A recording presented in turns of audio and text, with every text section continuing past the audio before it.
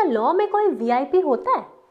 अगर किंग और एक कॉमन पर्सन दोनों एक ही ऑफेंस करते हैं तो दोनों की लाइबिलिटी सेम होगी या फिर अलग होगी? इन सारे सवालों के जवाब आपको मिलेंगे आर्टिकल 14 में। Hey everyone, my name is Manisha. आज की इस वीडियो में हम डिस्कस करने वाले हैं आर्टिकल नंबर 14 के बारे में। आइए स्टार्ट करते हैं। सबसे पहले हिस्ट्री की तरफ चलते हैं। हिस्ट्री में मोनार्क टू रिपब्लिक। अब सबसे पहले जान लेते हैं मोनार्क होता क्या है।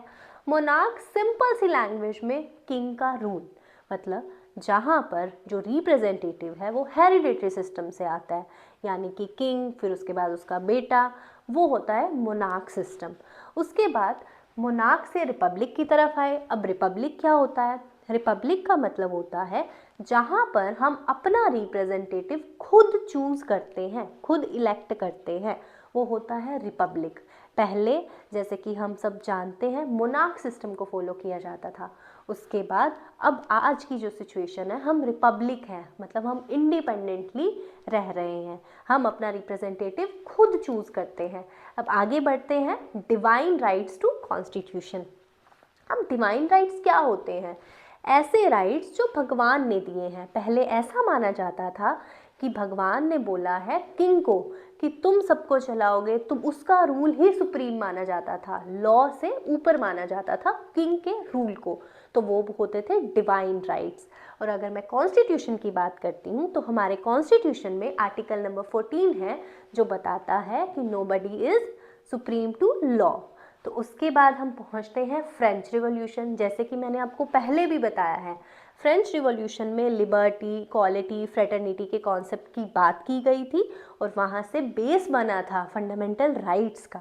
उसके बाद है इंग्लिश पार्लियामेंट। अब इंग्लिश पार्लियामेंट से मेरा मतलब है एक ऐसी लेजिस्लेटिव बॉडी जो कहती है कि जो किंग है या फिर कोई क्वीन है वो लॉ से ऊपर नहीं होंगे।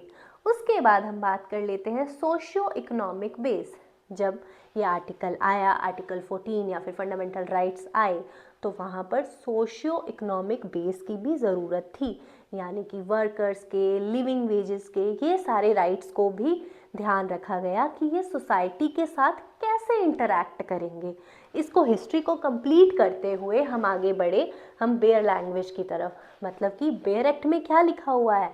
बेयर एक्ट में लिखा है, दो टर्म्स का यूज़ किया है। पहली है इक्वालिटी बिफोर लॉ, दूसरी है इक्वल प्रोटेक्शन ऑफ लॉज। अब जो पहला पॉइंट है इक्वालिटी बिफोर लॉ में, ये एक नेगेटिव कॉन्सेप्ट है। अब नेगेटिव कॉन्सेप्ट से क्या मीनिंग है? नेगेटिव कॉन्सेप्ट का मतलब ये नहीं है कि डिनाई कर रहे हैं हम किसी चीज़ को। इसका मतलब है कि no discrimination, no privilege, no VIP treatment, किसी भी तरीके का स्पेशल स्टेटस नहीं दिया जाएगा, स्पेशल प्रिविलेजेस नहीं दी जाएंगी, सबको एक जैसा ही ट्रीट किया जाएगा। इक्वालिटी बिफोर लॉ में ये मीनिंग है इसका। उसके बाद है इक्वल प्रोटेक्शन ऑफ लॉज। अब जो इक्वल प्रोटेक्शन ऑफ लॉज है वो उससे थोड़ी सी चेंज है। इसमें है पॉजिटिव कॉन्सेप्ट है, जहाँ पे ये बोला जाता है कि जो लोग जिस सिचुएशन में हैं उनको उनके अकॉर्डिंग ट्रीट किया जाएगा। फॉर एग्जाम्पल, अगर एक नॉर्मल ह्यूमन बीइंग है और एक डिजेबल्ड पर्सन है, तो अगर हम उन दोनों को एक जैसा ट्रीट करेंगे तो ये एक डिजेबल्ड पर्सन के लिए पार्शलिटी हो जाएगी। तो इसीलिए ये कॉन्सेप्ट है, that is equal protection of laws, यानी कि रीजनेबल डिफ्रेंसिएशन इज अलाउड। उसके बाद आगे बढ़ते हैं। सबसे पहले रीजनेबल क्लासिफिकेशन होती क्या है? रीजनेबल क्लासिफिकेशन के कुछ पॉइंट्स हैं। सबसे पहले है इंटेलिजिबल डिफरेंशिया। इंटेलिजिबल डिफरेंशिया का मतलब होता है लॉजिकल इंटरप्रिटेशन करना, लॉजिकल तरीके से डिफरेंशिएट करना। फॉर एग्जाम्पल, जैसे हम कहते हैं कि लाइसेंस्ड पर्सन को ड्राइविंग अलाउड है और जो नॉन लाइसेंस्ड पर्सन्स हैं चाहे वो ड्राइव कर भी सकते हैं लेकिन उनको ड्राइव करना अलाउ नहीं है। तो यहाँ पे हो गया इंटेलिजिबल डिफरेंशिया, ठीक है। उसके बाद रेशनल नेक्सस, इसका क्या मतलब होता है? मतलब कि कनेक्शन। अब आपने अगर ये लॉ बनाया है कि जो लाइसेंस्ड है या फिर नॉन लाइसेंस्ड पर्सन्स हैं उनके बीच में रीजनेबल डिफरेंशिएशन जो आपने किया है, क्यों किया है? हो सकता है कि इसको करने की ज़रूरत क्या पड़ी थी, तो इसमें है रेशनल नेक्सस, यानी कि जो पर्पस है वो है रोड सेफ्टी, कि ऐसा करने से रोड सेफ्टी का ध्यान रखा गया है, जो कनेक्शन है वो रोड सेफ्टी है। उसके बाद हम बात कर लेते हैं लीगल नेसेसिटी की। लीगल नेसेसिटी मतलब अगर लग रहा है कि कुछ आर्बिट्रेरीनेस हो रहा है, इन्वेसिव हो रहा है, तो उस सिचुएशन में लीगल नेसेसिटी का कॉन्सेप्ट यूज़ किया जाता है। इसमें एक केस है अजय हासिया वर्सेस खालिद मुजिब। ये केस मैं पहले भी बता चुकी हूँ। इस केस में कहा गया था कि जो इंटरव्यूज़ होते हैं, इंटरव्यूज़ सब्जेक्टिव होते हैं। अगर उसमें हम मैक्सिमम लिमिट रख देंगे मार्क्स की, तो वो सब्जेक्टिव नेचर होने की वजह से थोड़ा सा बायस्ड हो सकता है। इसीलिए जो कॉमन एंट्रेंस टेस्ट है वो एक बेस्ट ऑप्शन होता है चूज़ करने के लिए। उसके बाद है वेंसबेरी टेस्ट।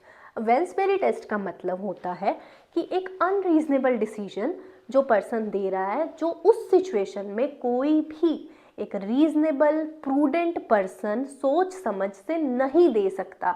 तो उस सिचुएशन में किसी भी एक्ट की आर्बिट्रेरीनेस को चेक करने के लिए कि कहीं ये एक्ट आर्बिट्रेरी तो नहीं है, तो उसके लिए इस्तेमाल किया जाता है इस प्रिंसिपल का, इस टेस्ट का। उसके बाद है रिजर्वेशन। रिजर्वेशन का कॉन्सेप्ट हम डिटेल में समझते हैं।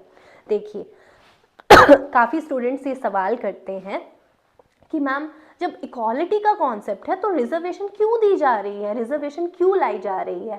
देखिए, अब जब हमने बोला कि रीजनेबल क्लासिफिकेशन बहुत ज़रूरी है, यानी कि जो लोग इक्वल नहीं हैं, जैसे मैंने आपको डिजेबल्ड का और नॉर्मल पर्सन का एग्जाम्पल दिया, तो यहाँ पे मैं आपको रिजर्वेशन के बारे में बताऊँगी कि ये दो तरीके की होती है। एक होती है वर्टिकल रिजर्वेशन, एक होती है हॉरिजॉन्टल रिजर्वेशन।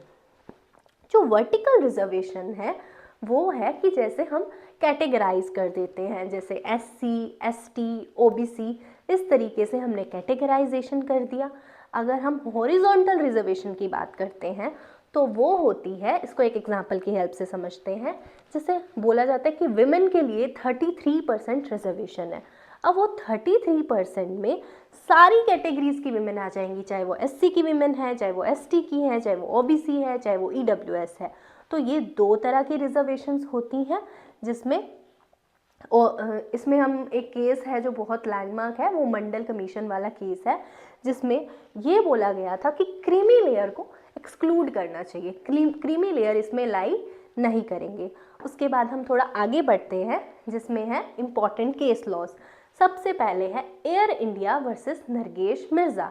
इस केस में एक एयर होस्टेस के साथ on the basis of service laws discrimination होता है, तो वहाँ पे इक्वल ट्रीटमेंट नहीं होता है। तो इसमें कोर्ट कहता है ये क्लियर कट वॉयलेशन है आर्टिकल 14 का।